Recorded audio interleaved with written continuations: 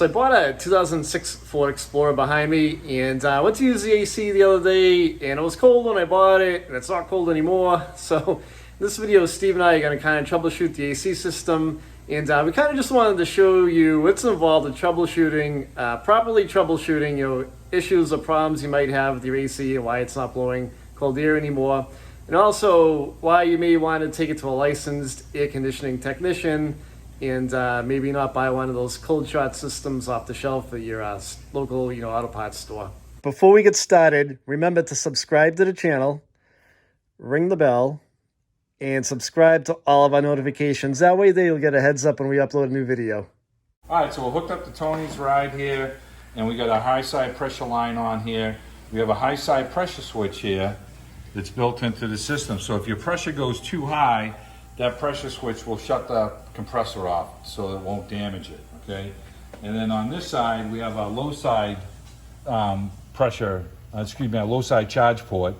And over here, down right there, we have our low side low pressure switch. So if the system has not enough pressure in it, it will shut the AC compressor off, because the system needs to drag oil around the system to lubricate the compressor. And what drags the oil around is Freon. If you're low on Freon, it's not dragging oil around, so it's designed to shut the compressor off so you don't damage the compressor. So in Tony's situation here, the compressor is engaging and shutting off, engaging and shutting off. Now, we know because of that, we're low on Freon. So we hooked up to the system, and just with the system not running, we have about 70 pounds of pressure on the high side, and the low side, this is misreading because it's not running right now. So when we start the compressor up, this will start the engine and turn on max AC, the low side is going to drop all the way down, and then the high side is going to go up, and it's going to fluctuate because the compressor is engaging and disengaging. Now, when people go to the parts store and they buy the cold shot, you're only charging through the low side, which is okay to charge through the low side. That's what you want to do. But you can't see what the high side is because you don't have a set of gauges. You only have a single gauge. So if you overcharge the low side system, the system will take it in, but then as it gets hotter outside, the pressure rises, and your pressure switch on the high side will disengage the compressor. So you can overcharge the system with Freon. So more is not better in this situation. So we're all about having people fix their own vehicles and save money, but this is one of those situations where a professional, you need to have a set of gauges that's going to show high side and low side. Your high side should be 2.5 times ambient temperature, which is, today it's 80 degrees. So we should run this thing at a proper temperatures. It should be 200 PSI on the high side and should be around 40 to 45 on the low side. Those are ideal optimums for an 80-degree day. But when you buy the stuff at the store, you only see the low side. So you have to be very leery about that and make sure you don't overcharge it. You could put a whole can in, which is like a 2-pound can they sell you, but your system may only take 1.4 pounds. So you dump the whole can in there, you've overcharged it, and the high pressure switch will shut it off, and now it doesn't work. And you say, well, I don't understand, I put a whole can in it and it still doesn't work, because you need to know what's on the high side and the low side. So we're gonna have Tony start this thing up right now. We have our Freon on the scale weighed, and we're gonna let you know how many ounces it takes for this system and where we are with pressure readings. We're not evacuating the whole system today. We're just going to add a little bit of Freon in this thing, and we're going to make, we'll get the AC ice cold because it's not an empty system. He may have a small leak, but it's a 2006 vehicle. It's 13 years old. There's going to be a little, loss of Freon over the years. So let's have him start it up, and we'll let you know what the Freon PSI should be and how many pounds this system takes. All right, so Tony's clutch down here, if you watch it, it's engaging and then shutting off. Engaging and shutting off. So it's low on Freon, but it has some Freon in the system. So we're gonna add some Freon, and we're looking at our gauges. Remember I was telling you the low side when it engages, it's dropping way down. Once it drops down below 20 pounds, it says, hey, there's not enough Freon, and that low pressure switch shuts off the compressor, and that's what's happening. So we have our scale set up here with our R134A, and we're at 20 pounds, 14 ounces on the scale. So we want to know exactly how much Freon we put in this system. This system takes 34 ounces for an empty system, but we don't have an empty system, so we don't want to go and put 2 pounds in this system, because that would be overcharging it.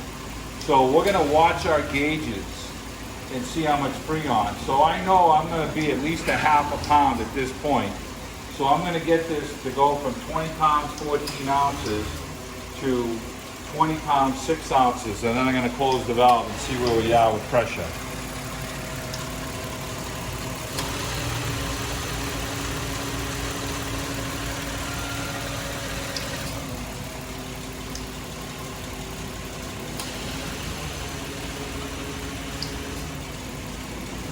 Okay, so it squeaked in about 10 ounces of pressure. It's at 20.49, it was 20.14. So we have about almost 10 ounces that we put in it.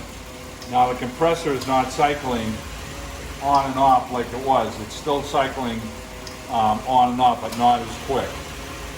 So we need to add a little more Freon. Now when you're charging on the low side with those shot cans, you can't see what's happening on this side.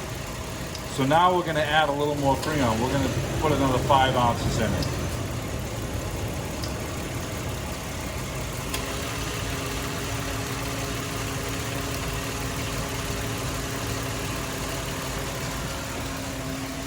Okay, so now we've got 5 more ounces. We have basically 14 ounces of Freon that we put into this system. Now if you look at his compressor, it's running constantly now, it's not shutting off. Okay, and that's the way it's supposed to work, okay? So now we're looking at our pressures. Now remember we talked about our pressures. It's still a little low on Freon because the compressor just shut off again. But we're gonna let it run and cycle for a few minutes, okay? And you look at our high side here. Our high side is creeping up to 200 pounds. And we're creeping up to about a little over 30 pounds here. So we don't want this thing to really go over 250 because it's 80 degrees today. Now it's lowering down. Now you hear the fan kick on? The fan kicked on and the pressure started dropping a little, the temperature. So we're watching right now. We're going to put in another couple of ounces and we're going to pay attention to what our gauges are. But I'm not so concerned about the low side, I'm concerned about the high side, and that's what you can't see by getting those cold shots. So we're at 19 pounds, 15 ounces. We're gonna go, say, another 4 ounces, and that's it.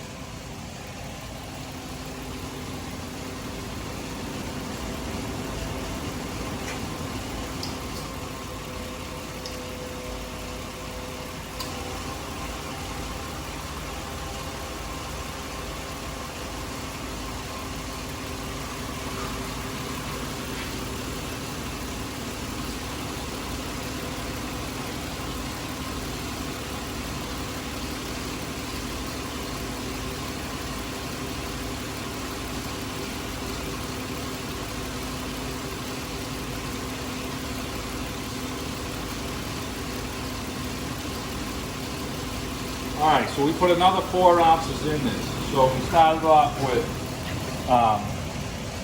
20 pounds, 14 ounces, and we're at 19 pounds, 11 ounces. So we have 1 pound and 3 ounces in this system, which takes 2 pounds, 2 ounces. So we put a solid pound in this system. And right now, if you look at my pressures, this is where I want to be. I'm just over 200. And I'm at about 40 pounds. Now the fan kicked on, so my pressures are going to cool down a little bit. So we're going to let this run and let it cycle and make sure we're happy with our pressures. Now on an older vehicle, you don't want your pressure to go too high. You're putting strain on your AC compressor. I'd rather have it a whisker on the low side than on the high side. And my pressures are bouncing between 175 and 200. And today, like I said, it's 80 degrees right now, and it's going to get hotter. Now the fan is not kicking on, so my high side temperature, my high side pressure is increasing a little bit. When the fan kicks on, and as you're driving down the road and you have cold air coming into the condenser, that high side is going to be lower. But my whole issue with the single shot cans is, so if you think you should have 45 pounds on the low side and you just charge the low side and you're watching only this gauge, if I had 45 pounds in here on the low side, my high pressure would be 275, almost 300 pounds. That's too high. So that's why in certain situations you should take it to an expert and have him service your AC.